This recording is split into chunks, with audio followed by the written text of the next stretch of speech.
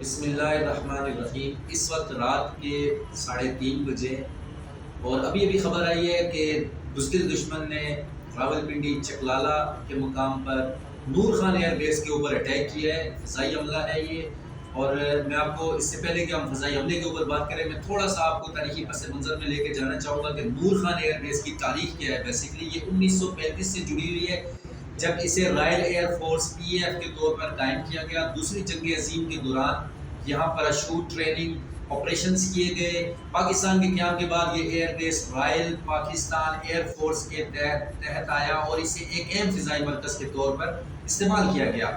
1947 میں flight lieutenant نور خان کو اس کا پہلا بیس کمانڈر مقرر کیا گیا اور انہی کے نام سے یہ منسوب ہے۔ ان کی قیادت میں ایئر بیس نے اہم فضائی آپریشنز میں حصہ لیا۔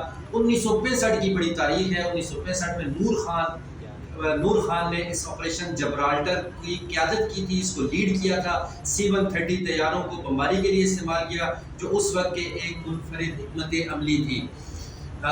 سامعین اکرام، میں آپ کو بتاتا چلوں کہ بزدل دشمن پچھلے 3-4 دن سے مسلسل اشتعال انگیزی کر رہا تھا اور بہت ذمہ داری کا مظاہرہ کیا ریاست پاکستان نے، اور ابھی تک انہوں نے کوئی اس سینس میں ریٹیلیٹ نہیں کیا تھا جس کا حق تھا۔ لیکن آج یہ جو حرکت کی گئی ہے، جو اس انتہائی اہم اور تاریخی اور دفاعی لحاظ سے انتہائی اہم تنصیبات کو جب نشانہ بنایا گیا، تو اب دشمن ریڈی ہو جائے، اب اس کو ایک بھرپور جواب ملے گا۔ ریاست پاکستان 1965 کی تاریخ کو دہرائے گی اور وہی سب کچھ اس دشمن کے ساتھ کیا جائے گا جو 1965 کو کیا گیا تھا۔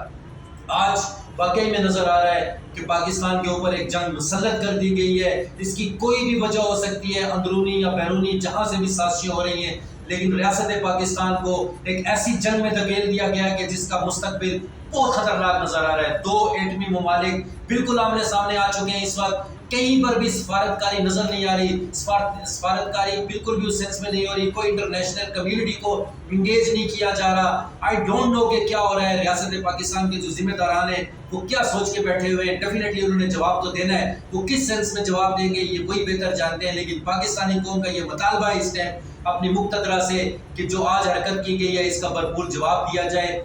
بے سے پاکستانی انتظار کر رہے ہیں اس لمحے کا کہ جب ریاست پاکستان کے ذمہ داران ہمیں یہ آواز دیں گے کہ فوج کے شانہ بشانہ نکلے، اور 1965 کی طرح ہم پاکستانی انشاءاللہ اپنی فوج کے شانہ بشانہ بارڈر کے اوپر جائے گا۔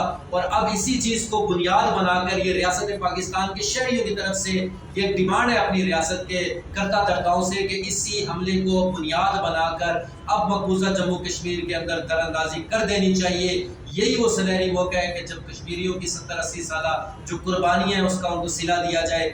اسی موقع کو بنیاد بنا کر کشمیر کے اوپر اپنی فوج چھوڑی جائے۔ اگر پاکستان کی فوج نے پاکستانی عوام کو آواز لگائی تو 22 کروڑ عوام انشاءاللہ اپنی فوج کے شانہ بشانہ کھڑی ہوگی۔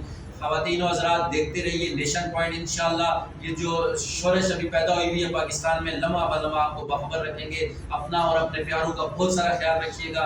نیشن پوائنٹ کو سبسکرائب ضرور کیجیے گا، بیل آئیکن کے بٹن کو پریس کیجیے گا، اور اس ویڈیو کو شیئر اور لائک ضرور کیجیے گا۔